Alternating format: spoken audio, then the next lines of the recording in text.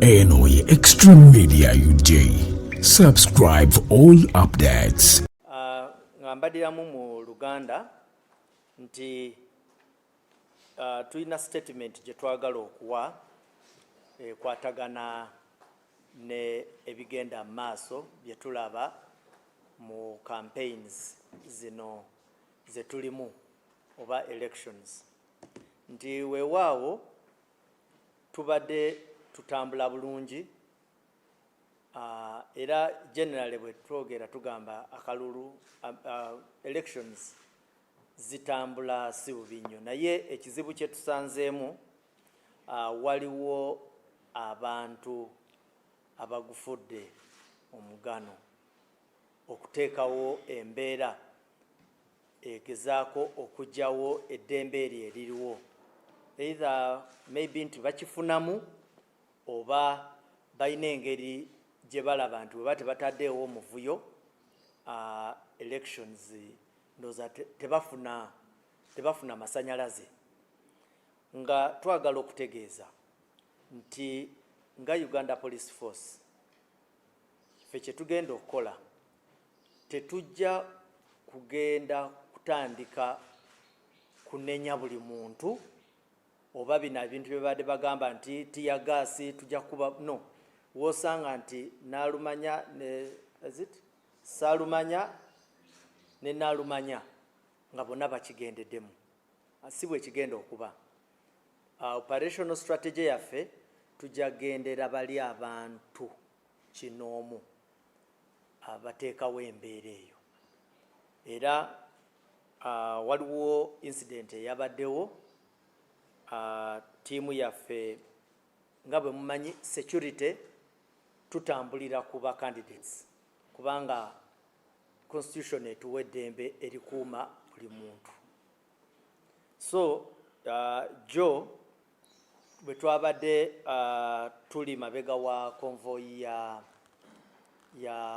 Honorable Kyagulanyi ne tiimu ye wabuuseeyo abavubuka abamu mu tiimu ye ne bava ku motoka yaabwe ne bablockinga one of our pickups ne bagifumita oba bagifumise biki emipiira gyonna ena yonna emotoka n'etuula tebaakomyawo ne batwala laptop ne batwala ensawo ya omu mu baana ababadde mu motoka eyo ne bamenya n'ekisumuluzo eky'emmotoka nga then ne batwala ne liters 20 ag'amafuta. Abalungi abatuwuliriza era abatulaba olunaku olwaleero tukyaddeko ewa Sheikh Asiraf Dembe. Sebo nsanyusa okubalaba amannya agange Seeka Asiraf Dembe akola ku bizibu by'enjawulo omuntu singa aba alina ebirwadde musomereddwa tumuwa amazzi ga lukuya nga bw'obadde ogalaba tugenda abantu ku kyoto ne twokya emizimu emibi egibabaamu n'okulomba edduwa abantu singa abeera ng'ali wano atuuse sobola okumulombera edduwa ne waba atatuuse nga mpadde amannya ge naye ng'ali wala maneetaaze ennamba yange yeeno eri 0701763711 nammwe bannyinaffe abali ebweru oyagala okuba nti oyagala okulombera ku dduwa ng'olina ebizibu viza zibuze amaka gakolongotana sente zikola zimpita mu ngalo ojja kumpeereza ekifaananyi kyo n'amannya go ebyo byokka bijja kummala nja kukulombera edduwa ojja kutereera olunaku olusembayo mu mwezi mba n'edduwa ey'awamu ffenna n'abalwadde bange abakadde n'abapya. Assalamu alaikum warahmatullahi wabarakatuh. Agabadde ku motoka eyo nga twagala okulabula nti emizeejo nga Uganda Police Force tetugenda jikkiriza anyway era nga naffe kye twakoze twaguddewo omusango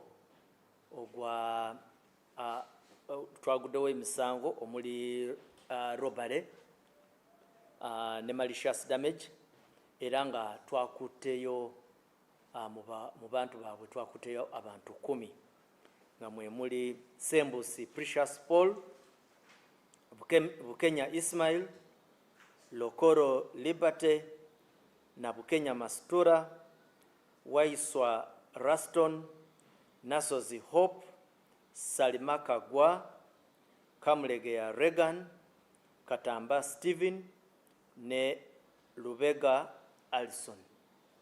era nga bwe twogerera bali mu kaduukulu kaffe. Tugezaako okuprocessinga fayiro yaabwe tulabe engeri gye tubatwala mu kooti. Twakuteyo n'emmotoka endala ekika kya drone ku registration number UA 933 AU. N'ekirala tugezaako nnyo okulaba nti ebintu ebimu ebyabbiddwa tubirikavaringa, era oyo yenna we tunaabisanga naye yesibe bbiri.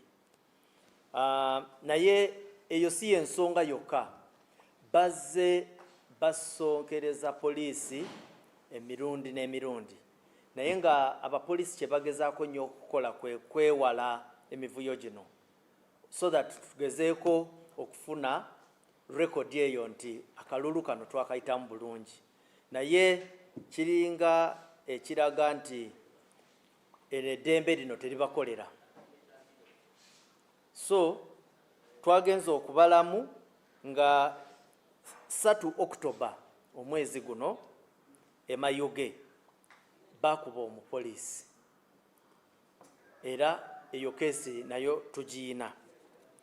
Then bwera twagiregisteringa ku police file CRB 797 or 797 of 2005 ogwo omusango gye guli, era nagwo tujja kuba tugezaako tufune engeri gye tukwatamu basuspects abo.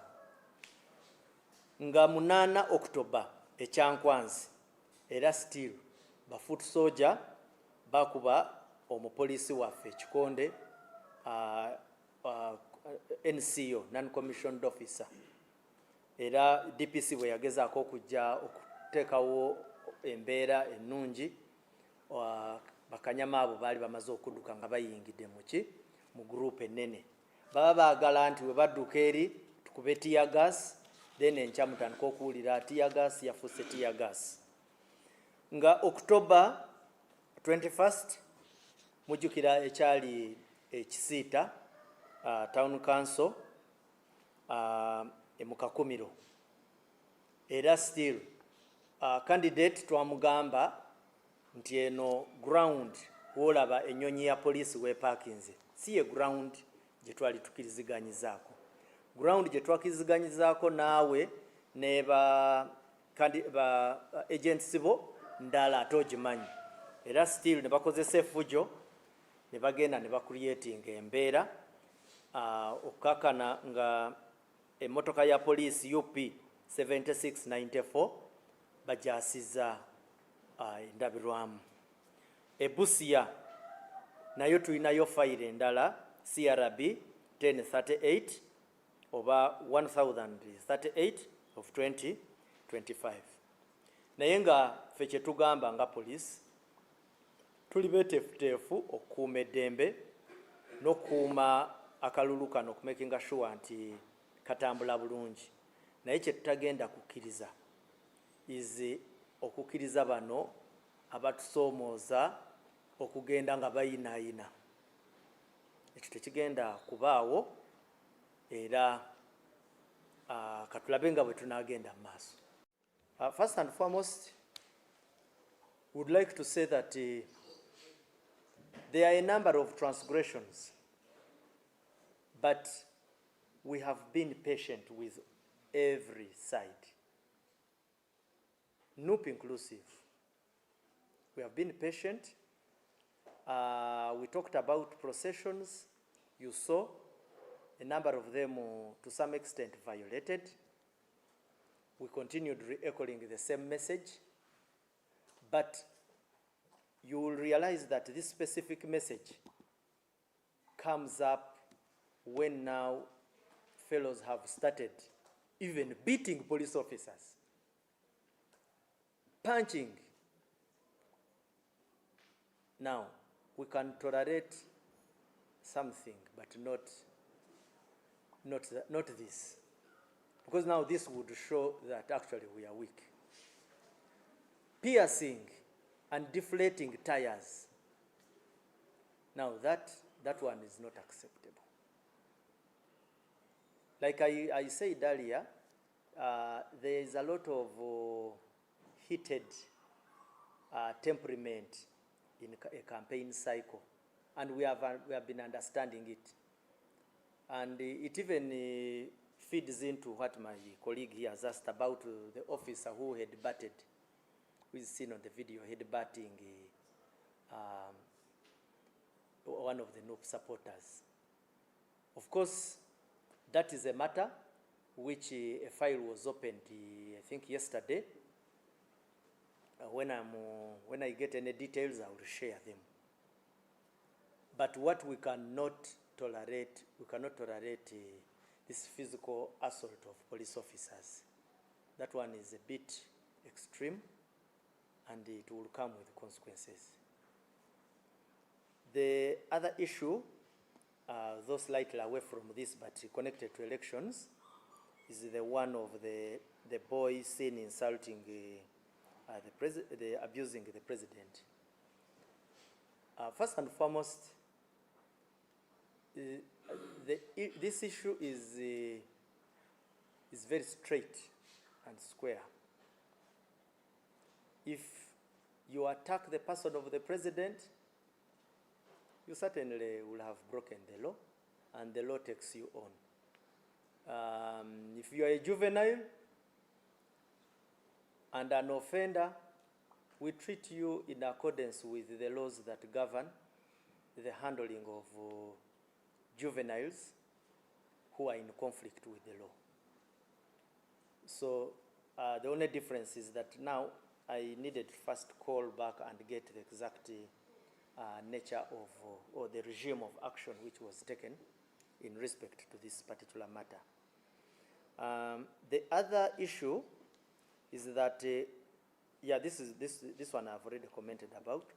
Then that videos of police officers moving around showing them raid a hotel. Yes, first and foremost, what I would like to say is that under the law, the police has the power to enter and exit any place, any dwelling, any building. So if they entered a hotel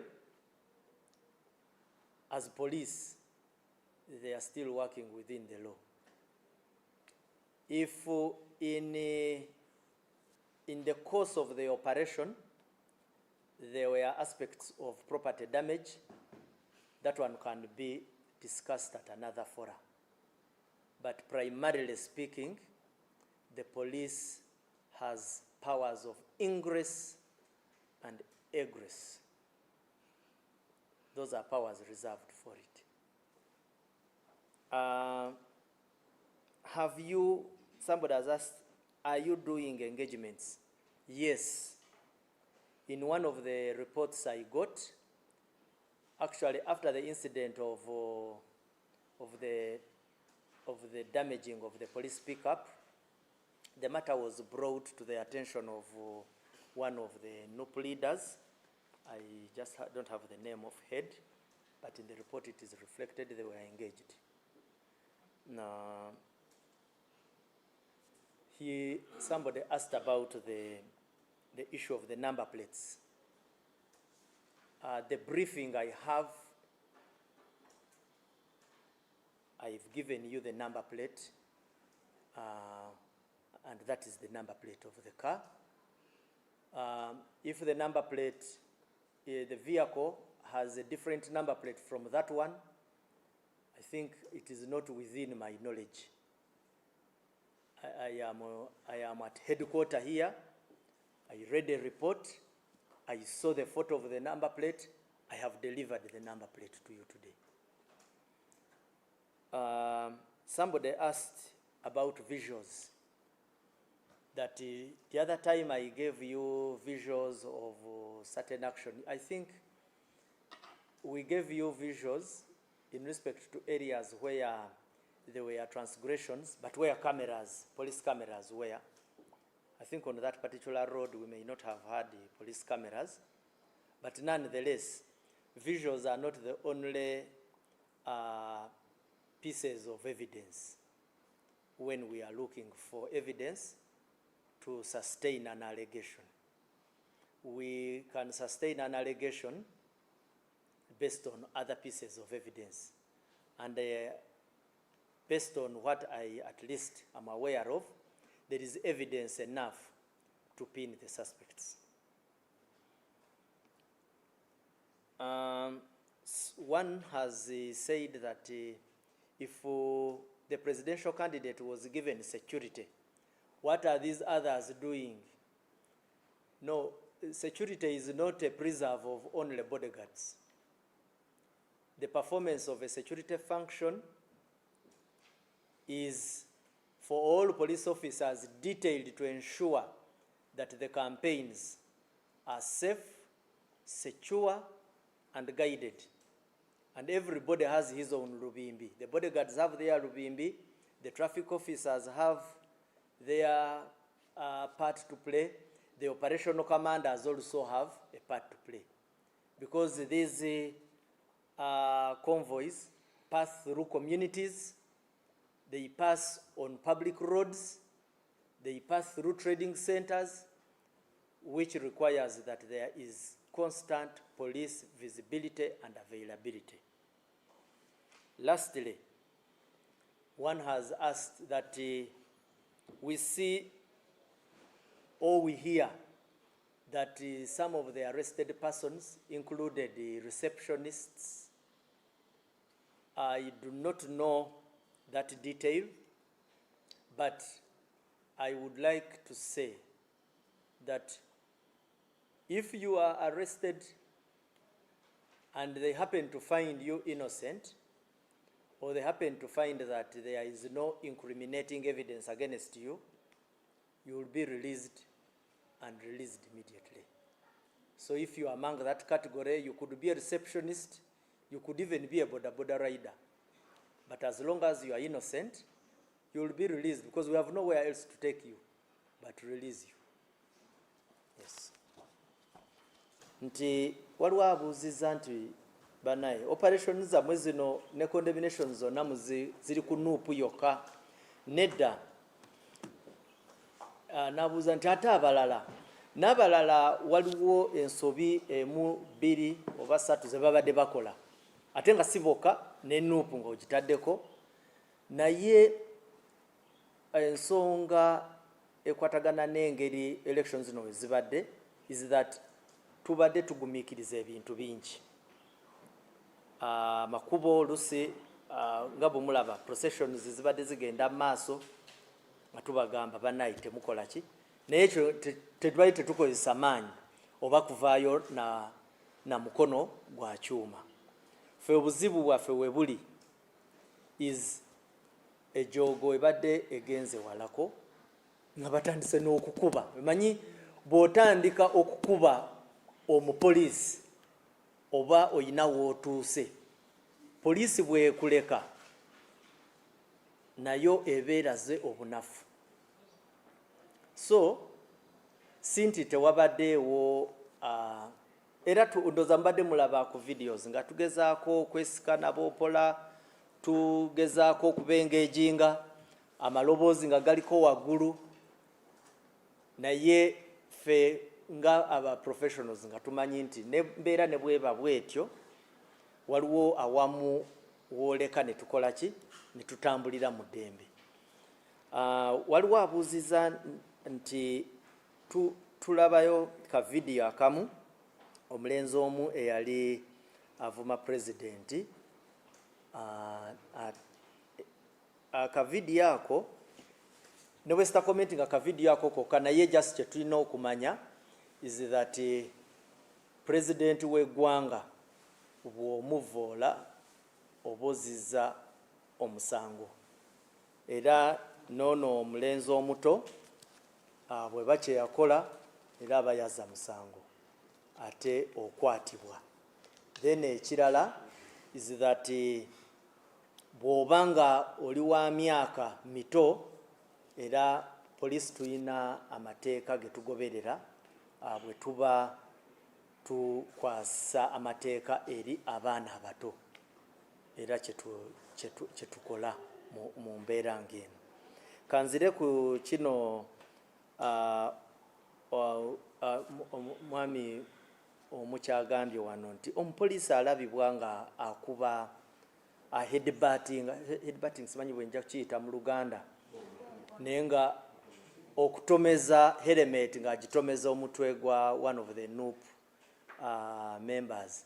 First and foremost, si kikolwa kirungi. Of course kyagira mu mbeera eyo bonna kubanga abalala bagamba nti video mpanvu nono alagibwa nga naye asomooza omupoliisi ono. Naye amawulire ge nafunye kubanga nakibuuzizaako ba commanders and nabo ekintu ekyo nakyo bakitadde mu kunoonyereza, so nja kubawa brief bwe banaba bampadde feedback. Then nti video emu eraga nga poliisi eyingira mu hotel, era bino kambigate wamu nti eyingira mu hotel emu abanupu babadde basuze nti ng'ekozesa eryanyi okugezaako okukwata abantu abamu, ate nti n'ekirala waliwo abuuziza nti ate nga ne ba receptionist ab'oku counter ate nabo nga babakutte. Abantu be bakutte mbasomedde amannya. Abantu be bakutte bajja kubatwala mu kooti bwe banaasanga obujulizi nga bumala okubatwala mu kooti.